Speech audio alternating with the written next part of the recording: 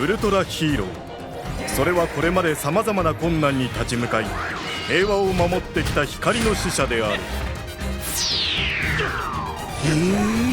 そうなんすね。かっこいい。ここは電脳世界。ウルトラヒーローや怪獣たちの情報が飛び交う二次元世界である。ビューン。何やってんの2人とも。ってどうした？暇だったからパグさんが集めたウルトラヒーローのデータを見てたんすよ。いや、気になってるのはそこじゃなくて、そういえばゲードスもモグージョンもよく食べる怪獣だったな。いろんなヒーローがいて上がったわ。確かに見てたらこう内側からカッカッと熱くなってきますよね。って感じで。代謝もいい。しかしパグさんもよくあんなにたくさんのデータ集めましたよね。だろ？膨大なデータをチェックしてブレーザーを深掘りしていこうぜ。やったー。命の行方を照らすため光を明日を導け。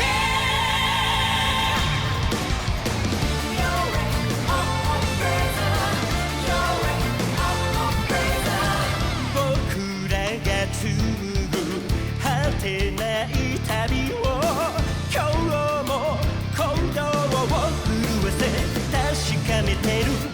空の青さに答えてくれた君の心に触れながら、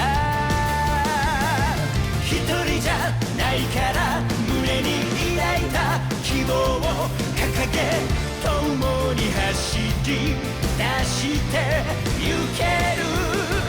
諦めないことを強さと呼んで、星に射抜かれて一つになった瞬間を今も立ち上がる二人思うよ。きっと響き合う僕らの祈りのために全てを超えてブレイザー With me ブレイザー。光を明日を導け。星に射抜かれて一つになった瞬間を今も立ち上がる。ウルトラヒーローズエキスポ2024ニューイヤーフェスティバル開催決定。大迫力のステージにはウルトラマンブレイザーが毎日登場。俺蛭間玄斗やエミも駆けつけるぞ。ウルトラショットでの記念撮影やウルトラマンデパートでグッズをゲット。冬休みは東京ドームシティプリズムホールで待ってるぞ。東京ドームシティ。出撃せよアースガロン。よし攻撃開始。ターゲットロックオン。発射用意。しゃ地球を守れデラックスアースガロン。ブレーザーストーンをブレーザーブレスにセット。光のアニメーションで変身だ。行くぞブレーザー。デラックスブレーザーブレス。ストーンを変えるとアニメーションが変わる。俺が行く。あのウルトラマンブレイザーよりも先に怪獣を倒してみせろ。アースガロン出撃準備。ウルトラマンブレイザー毎週土曜朝9時放送中。一口にウルトラヒーローって言ってもいろいろいるんすね。ね、出身地とかも結構バラバラだし。そうなんだよ。ウルトラマン大河とか数々のウルトラマンを輩出した M78 星雲光の国をはじめ、オーブなんかは O50 出身。トリガーは3000万年前の超古代から蘇ったヒーローだったりするんだ。へえ。出身地って言えばブレイザーってどこから来たんすか？僕に聞かないでよ。知らないよ。使えない。そんなんでよくドヤ顔できましたね。別にどやってないよ。もうじゃあブレイザーの活躍とか見直してみる？なんかヒントあるかもしれないし。しょうがないっすね。じゃあそれで。そしたらパグチン、いつもの V 振りいっちゃって。バグバグバグ。おさらいすると、ウルトラマンブレイザーは尊い命を守るために戦ってくれている光の巨人で、必殺技は二重らせんの光の槍スパイラルバレード。スパイラルバレードは攻撃だけじゃなくていろいろと応用が効く技なんだ。どんなまずはこれ、相手を掴んで吊り上げるクレーンバレード。すごい、カバドンちゃんを持ち上げた。やった、引っかかった。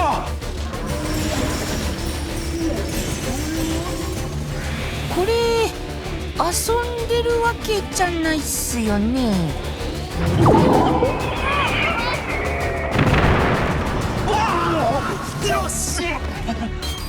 次は眉状の光に変えて怪獣を保護することができるスパイラルバレードエンブレイス。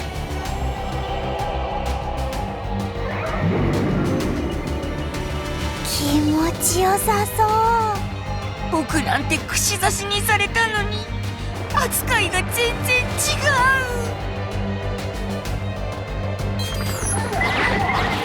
う。他にも主に牽制などに使う砲弾サプレッシブスプライト、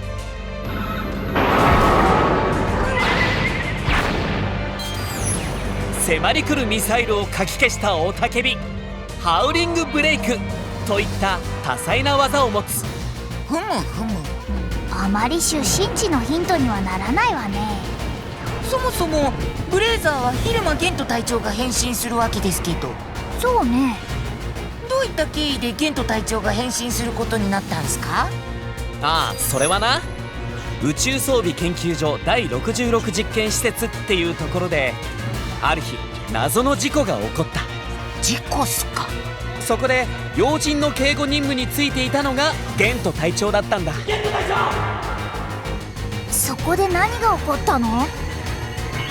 研究所内で広がる謎の光。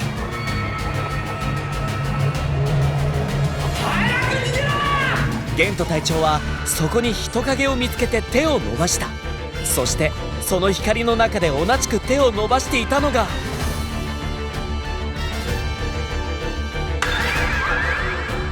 ブレイザーだったんだ。ってことはその向こうがブレイザーがいた世界。そういうことになるな。その謎の事故ってところに真実が隠れていそうっすね。どうもワームホールを開く実験だったようなんだけど。ワームホールって宇宙をつなぐとかいうああ、その実験中に暴走事故が起きた。周囲の科学者たちを飲み込み始めた。興味深いのがその実験施設の跡地からある怪獣が飛び出してきたことだ。怪獣？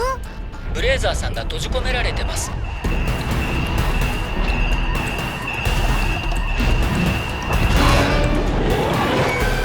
遠流怪獣ファードラン、もともとブレイザーの仲間だったんじゃないかって言われているんだ。ってことはブレイザーのピンチにワームホールを越えて駆けつけたってわけですか？そういうことになるな。やだ、泣かせる。行くぞブレイザー。スカード、ウルトラマンブレイザーの前に立ちはだかる不死身の大怪獣。俺が行く。我らの相棒。決戦の舞台は首都東京。勇気はたった一人の息子なんだ。私も一人息子を持つ父親です。我々が必ず救い出します。ボールウェポンファイヤー。地獄に帰る時間だよ。限界まで行け。ウルトラマンブレイザーザ・ムービー。大怪獣首都激突。頑張れブレイザブレイザーストーンをブレイザーブレスにセット。光のアニメーションで変身だ。行くぞブレイザー。デラックスブレイザーブレス、稲妻のパワーをチャージ。デラックスシルソナイトソード。集結地点で会おう。効果。むしろ呼び寄せてない？一足お先にスカード入りしました。なんで？わりしてよあの参謀長。アスガロンウルトラマンブレイザーブルーレイボックス発売中。ウルトラマンブレイザーデータキューブラリー。見逃し配信を見てキューブを貯めるとオリジナル壁紙をゲット。今月のキューブゲットはエンディング後に案内されるぞ。君もコンプリート目指そう。ファードランはブレイザーと力を合わせることができる。ファードランストーンをブレイザーブレスにセットすることで発現する新たな力。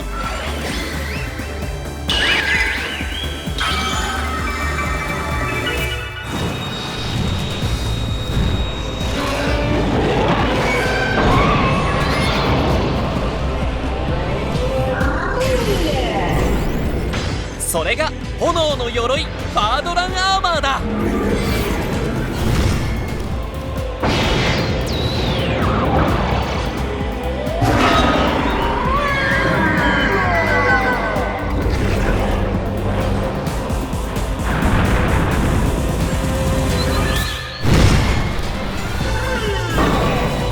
ファードランと一つになったブレイザーはそれまでとは一味違う数々の技を使えるようになったんだ。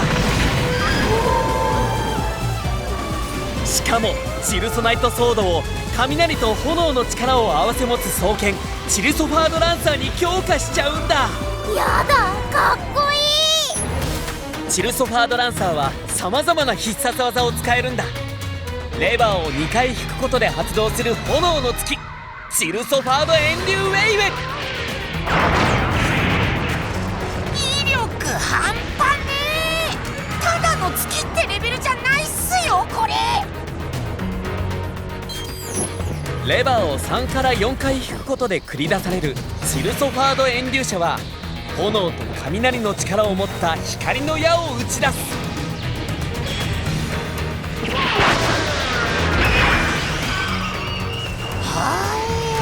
遠近に隙がないっすね。レバーを5回引けば炎と雷をまとった最大の斬撃技チルソファードエンライザンを繰り出せるんだ。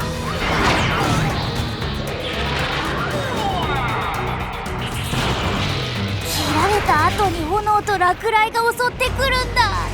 こんなのにやられたらひとたまりもないわね。走行表面温度が低下しています。このようにファードランアーマーは炎の力を自由自在に操ることができるんだ。すごいすけど僕みたいな魚系怪獣にとってはめちゃ脅威っす。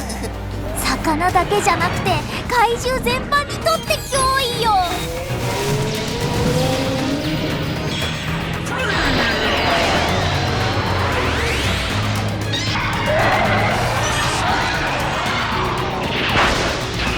アースガロンとのダブル攻撃が決まった。これは強力っすね。パパパパパグパグファードランのデータインプットだぜ。やっぱかっこいいわブレイザー。そうっすね。ブレイザーもいいけどさ、私アースガロンちゃんも可愛くて好きよ。それわかるっす。なんだかんだブレイザーの相棒みたいなポジション確立してるっすよね。確かに。よし、それじゃあアースガロンの活躍も見てみようぜ。パグパグパグー。確かタガヌラと戦ったのが初出撃でしたよね。そうそう、あの時は興奮したな。はいはい、私アースガロンちゃんが発信するとこじっくり見てみたい。お、いいね。かっこいいな。すごい。登ってってる登ってってる。私も乗ってみたい。すげえ。到着。発進シークエンス始まるよ。あ、冷却してる冷却してる。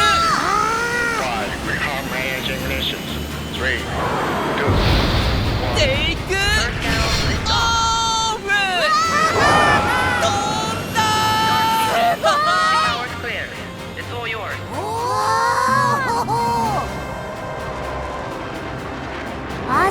といえばやっぱり多彩な武器よね。そうそう、ワン部の105ミリ機関榴弾砲アースガン。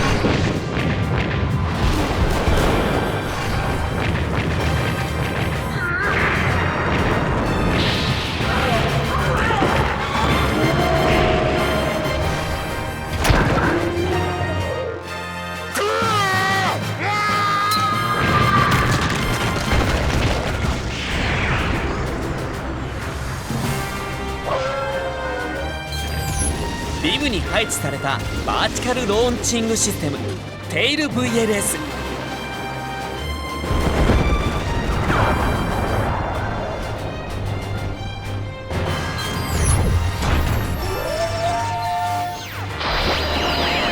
そして主武装の後方部から発射する家電粒子砲アースファイヤー。どれも強力な武器だよな。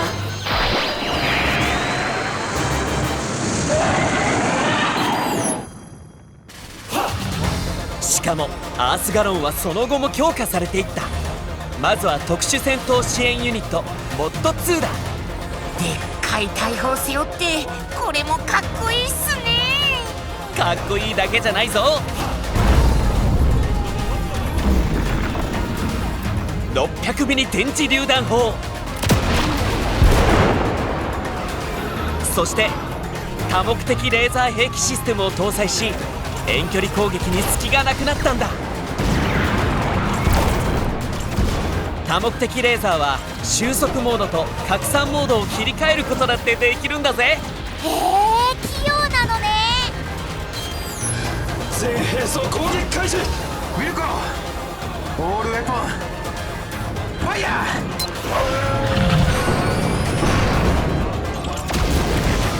こんなの撃ちまくられたら絶対痛いっすよね。わかる。マジでもらいたくない。全ての武器を一斉に発射するオールウェポンファイヤー。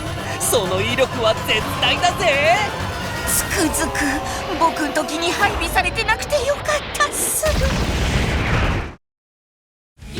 ウルトラマン Z や対怪獣ロボット部隊ストレイシの仲間と共に戦いをくぐり抜けてきた特空機1号セブンガー。その傑作機を天才科学者太田由香隊員がニュージェネレーションの記録をたどりさらにパワーアップさせるかも。新番組ウルトラマンニュージェネレーションスターズ1月27日土曜朝9時スタート。ニュージェネレーションザライブウルトラマンデッカー編の集大成。これまでの戦いで出会ってきた仲間たち、その存在が彼方を強くさせる。力を合わせて奇跡を起こせ。ニュージェネレーションザライブウルトラマンデッカー編ステージ5彼方へと続く道、12月6日発売。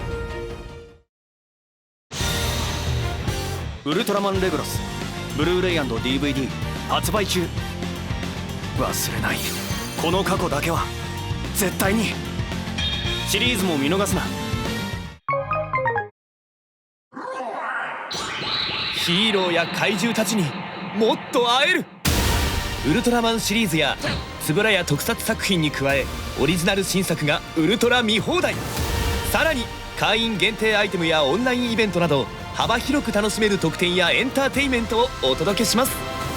忘れられない伝説からここだけの新作まで、円谷イマジネーションウルトラサブスクで検索。お次は特殊飛行支援ユニットモッド3だ。今度はハネスか。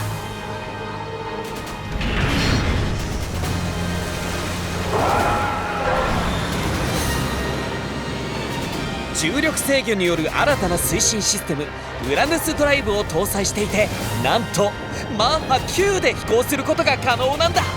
はやーい。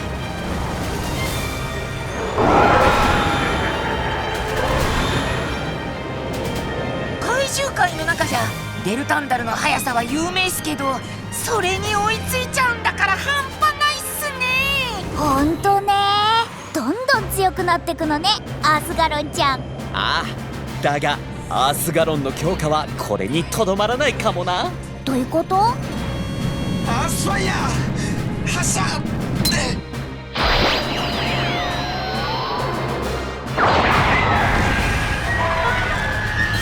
ちょっと手伝ってもらえません？いや、こっちも大変なんすよ。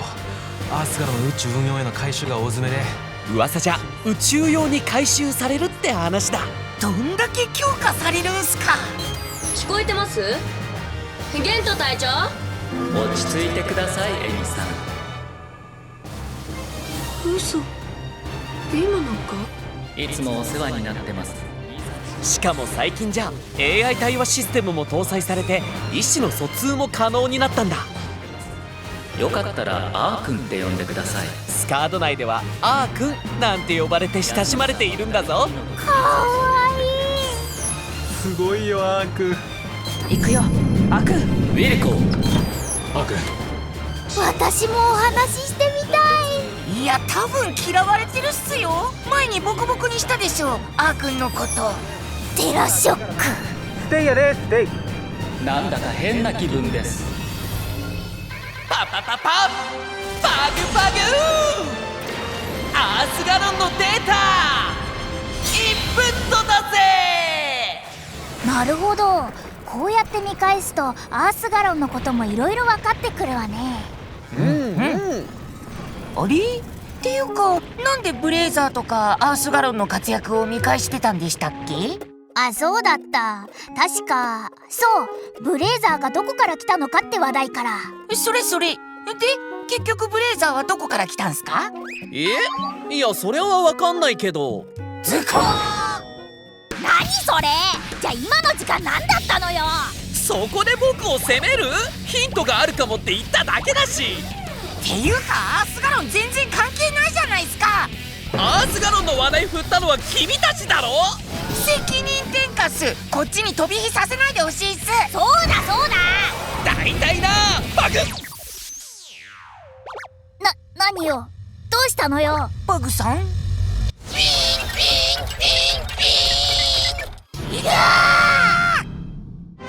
バグバグ新たなデータを確認したぜ。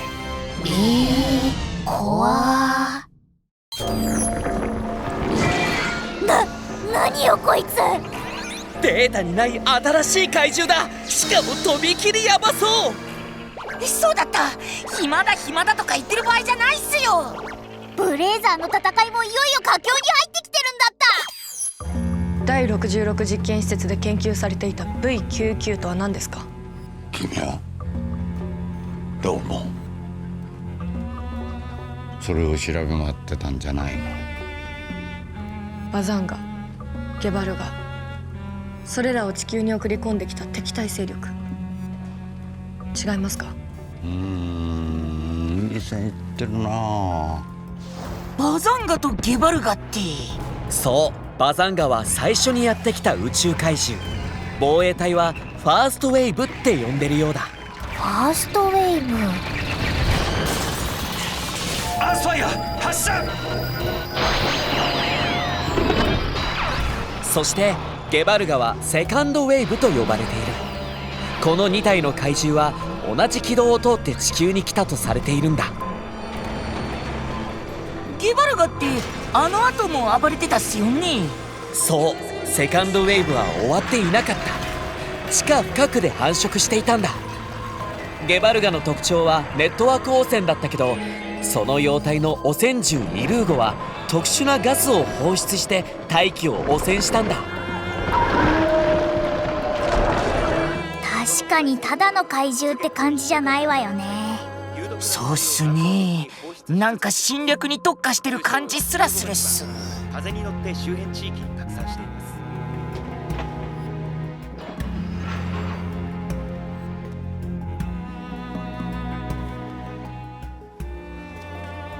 宇宙怪獣を送り込んできたかもしれない存在 V99。 その謎は元地球防衛隊日本支部長官土橋優が握っているみたいだ。そして青部恵美隊員のお父さんの手帳の中にも秘密が隠されているようなんだけど、これも地球の平和を守るためだ。気になる。しかもバザンガやゲバルガと同じ軌道で何かが接近していることも判明している。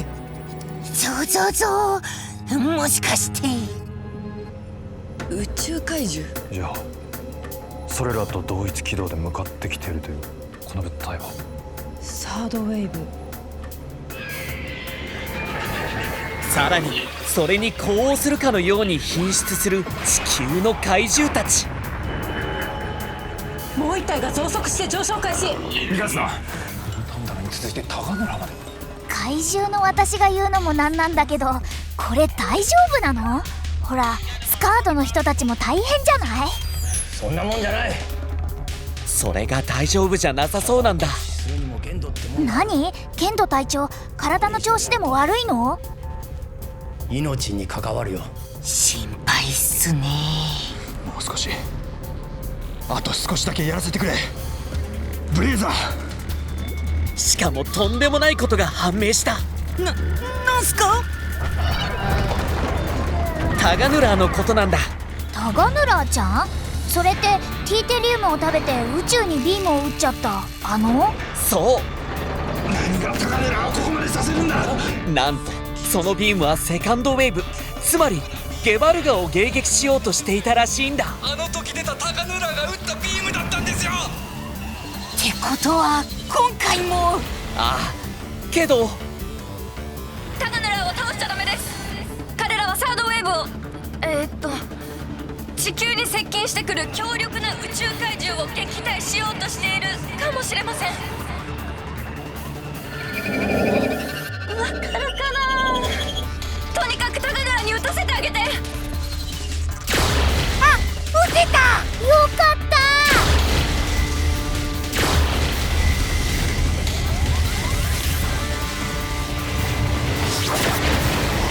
た！宇宙から迫る第3の脅威、サードウェーブ。地球はまさに最大の危機を迎えようとしているんだ。タガヌラー！ブレーザー！これはいよいよ大詰めって感じね。そうっすね。いろんな謎が解明されていきそうっす。スカードの皆さんにも頑張ってほしい。あっちの世界で迷惑かけた分、こっちでは応援しましょう。ウルトラマンや怪獣のデータを収集している僕としては、あのヤバそうな怪獣の情報も早くインプットしたいぜ。っていうか、それ言い出したらまだ他にもインプットしてないのあるんじゃないすか？確かに。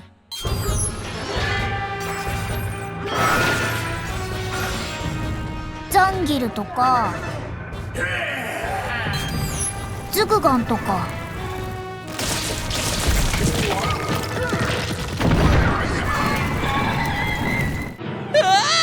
本当だ。なんてこったとにかく他にもデータに抜けがないかチェックしなくちゃ。君たちにも手伝ってもらうぞ。なんで僕たちまで？暇だったんだからちょうどいいだろ。何その言い方、最悪なんですけど。そうだそうだ。暇じゃなかったらあんた電脳世界は今日も平和である。みんなも最後までスカード、そしてウルトラマンブレイザーのことを応援しよう。勝手に締めるな。月面に到達したサードウェーブ、宇宙爆弾怪獣バラロン。これを撃滅せんと、それぞれの決意と覚悟を胸に戦士たちは宇宙へと飛び立つ。次回ウルトラマンブレイザー第3波接近襲来。生きて再び大地を踏むことができるか。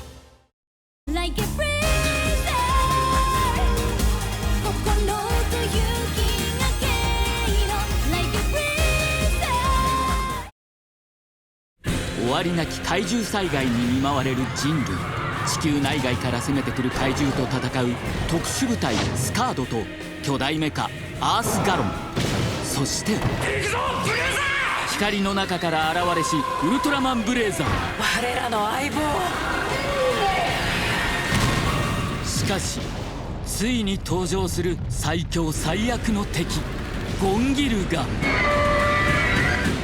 俺が行く。星を胸に宿して行くぞブレイザー。決戦の舞台は首都東京。勇気はたった一人の息子なんだ。私も一人息子を持つ父親です。我々が必ず救い出します。ボールウェポンファイヤー。地獄に帰る時間だよ。ウルトラマンブレイザーザ・ムービー、大怪獣首都激突。頑張れブレイザウルトラマンブレイザーデータキューブラリー、つぶらやイマジネーションがお送りするマンスリーデータキューブラリー。全7種のうち4種集めるとウルトラマンブレイザーオリジナル壁紙をプレゼント。今月のデータキューブはこれだ。概要欄からもゲットできるぞ。